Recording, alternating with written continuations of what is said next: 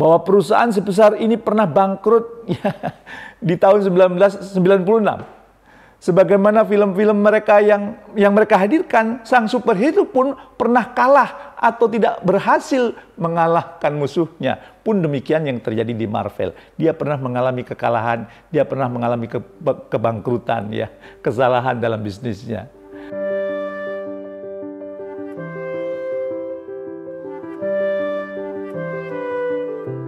Assalamualaikum warahmatullahi wabarakatuh. Berjumpa kembali dengan saya di acara Leadership Inspiration. Mudah-mudahan menginspirasi Anda, mudah-mudahan menjadikan Anda pemimpin yang benar-benar memimpin, dan mudah-mudahan juga menjadikan Anda semakin sukses, mulia. Saya yakin Anda pernah mendengar nama-nama superhero seperti Iron Man, Spider-Man, Captain America, Thor, dan juga Hulk. Bahkan boleh jadi nama-nama tersebut sudah sangat familiar di telinga Anda, mendarah daging bahkan. Dan saya yakin sebagian besar dari Anda juga tahu bahwa perusahaan yang ada di balik pahlawan-pahlawan itu adalah Marvel Entertainment, ya, atau sering disebut Marvel, ya, yang saat ini berada di bawah bendera Disney.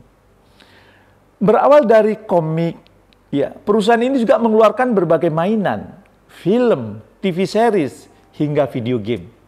Sebagian besar produk yang dikeluarkan oleh Marvel ini selalu meraup keuntungan yang besar. Untungnya gede, ya. Sambil contoh film terbaru Thor, ya, itu judulnya Love and Thunder, yang baru-baru ini tayang di berbagai belahan dunia. Film ini berhasil meraup keuntungan sebesar kurang lebih 721 juta US dollar. Kalau dirupiahkan mungkin sekitar 10 triliun lebih. Tentu di tengah-tengah situasi dunia saat ini, mendapat keuntungan sebesar itu adalah keuntungan yang luar biasa. Di saat yang lain banyak yang tutup terengah-engah, ini untung triliunan kalau dirupiahkan. Nah, memang produk-produk Marvel ini sering menjadi bestseller atau box office. Nah, pertanyaannya, namun pernahkah terbayang di pikiran Anda bahwa perusahaan sebesar ini pernah bangkrut ya, di tahun 1996. Sebagaimana film-film mereka yang mereka hadirkan, sang superhero pun pernah kalah atau tidak berhasil mengalahkan musuhnya. Pun demikian yang terjadi di Marvel. Dia pernah mengalami kekalahan, dia pernah mengalami kebangkrutan, ya, kesalahan dalam bisnisnya. Nah, kejatuhannya dimulai dari awal 90-an. Di mana pada saat itu komik sedang booming tuh. Ya. Loh, pertanyaan lu kok bisa ya sedang booming malah bangkrut? Karena pada saat itu tren itu membentuk sebuah bubble, ya. Para penggemar komik berebut membeli dan mengoleksi komik dengan harapan dapat dijual berikutnya jauh lebih mahal, jauh lebih tinggi, sehingga dia meraup keuntungan. Nah, Marvel melihat kesempatan ini, ia terus mengeluarkan berbagai komik edisi kolektor dengan harga yang terus meningkat. Layaknya sebuah gelombang, bubble dari pasar komik ini pun pecah. Para kolektor berhenti membeli komik dan penjualan Marvel pun anjlok. Sahamnya pun turun menjadi hanya sekitar 96 sen. Ya. Kondisi cash flow pun sangat mengkhawatirkan. Jumlah karyawannya pun hanya tersisa sekitar 250 orang saja. Nah, seperti film dan komik yang dibuat oleh Marvel, ketika dunia sedang dilanda masalah, datanglah seorang atau sekelompok pahlawan superhero yang menyelamatkan semuanya. Bagi Marvel yang sedang mengalami kebangkrutan, yang sedang mengalami masalah, juga datang pahlawan. Pahlawan itu adalah Peter Sunil. Sunil ini menjadi superhero yang menyelamatkan Marvel dari kebangkrutan. Sehingga kini kita bisa menikmati film-film yang dikeluarkan Marvel. Salah satunya yang terbaru adalah Thor. Ya, pertanyaannya, apa sajakah hal penting yang dilakukan oleh sang superhero Sunil ini? Ya.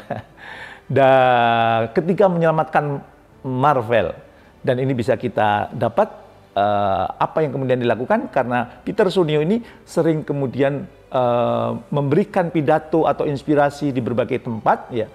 Dia menyampaikan beberapa hal yang ia lakukan, ya, supaya kemudian Marvel itu bangkit, tumbuh, bahkan terus maju hingga sekarang. Nah, saya merangkumnya menjadi 4 hal. Yang pertama, ternyata tentu adalah memperbaiki pondasi bisnis.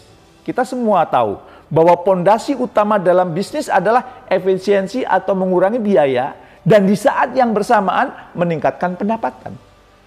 Untuk meningkatkan pendapatan dan menguatkan intangible asset ini, baik itu brand, ya loyalitas, pelanggan dan sebagainya, Sunio ini ya bersama para pimpinan Marvel ya pada saat itu memutuskan untuk menggunakan model lisensi ya untuk berbagai jenis media seperti film, mainan, TV series, pakaian, bahkan hingga kebutuhan sekolah. Ya. Orang yang menggunakan tokoh-tokoh di Marvel boleh ya, dan mereka membayar lisensi. Dan ternyata ini juga menjadi cara cepat bagi Marvel untuk mempopulerkan karakter-karakter yang ada ke masyarakat luas. Dan dari sini ia mendapatkan uang untuk membayar hutang-hutangnya. Ternyata cara ini bisa mendongkrak pemasukan yang besar dengan biaya yang sangat rendah. Kenapa? Sistemnya lisensi, tidak perlu membayar tenaga kerja dan sebagainya. Yang kedua, ya, dia merangkul perubahan.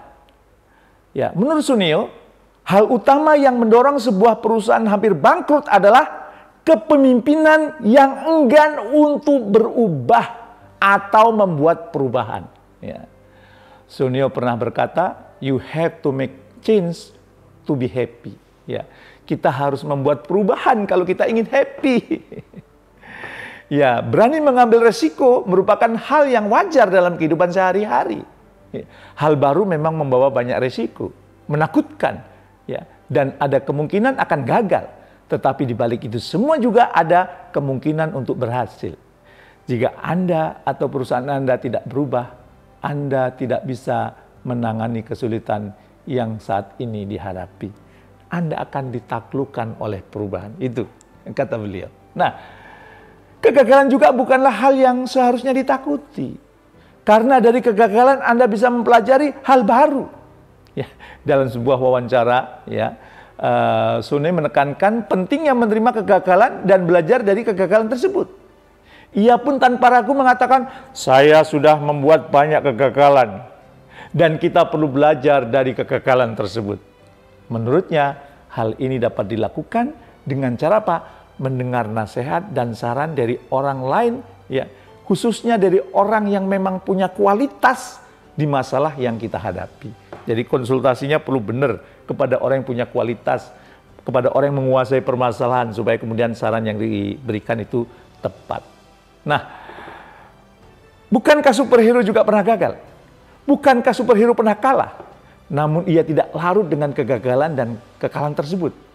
Ia mengambil pelajaran dan mencari cara baru agar bisa memenangkan pertarungan selanjutnya. Begitulah dalam kehidupan juga, kita kadang-kadang kalah. Ya. Superhero, namanya sudah super aja kalah, apalagi kita manusia biasa kan gitu. Dan yang ketiga, ternyata yang dilakukan oleh Sunio ini adalah menghidupkan budaya perusahaan. Menurut Sunio, sebuah perusahaan mungkin saja tidak bangkrut secara finansial. Namun budayanya yang bangkrut. Apa maksudnya? Budaya perusahaan yang terjebak dalam hal yang negatif dan hal-hal yang melemahkan. Ya. Keuangannya aman, namun orang-orang di dalamnya tidak nyaman. Tidak bahagia.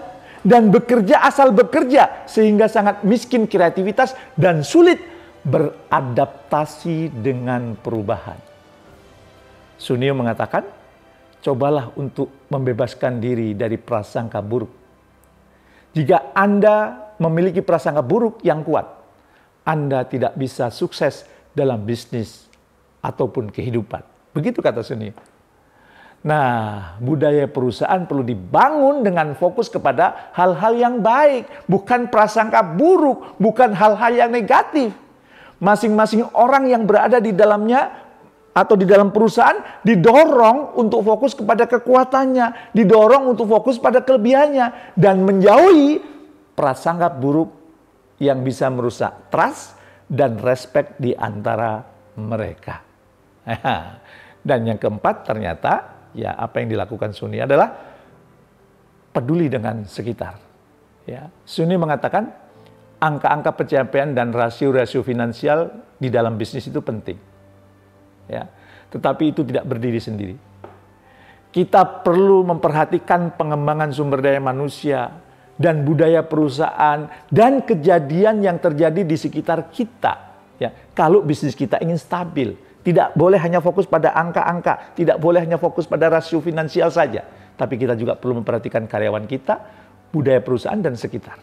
Maka usai serangan 11 September, ya kita tahu semua dulu ya, Marvel itu memberikan sumbangan 1 juta US dollar ya, ke New York.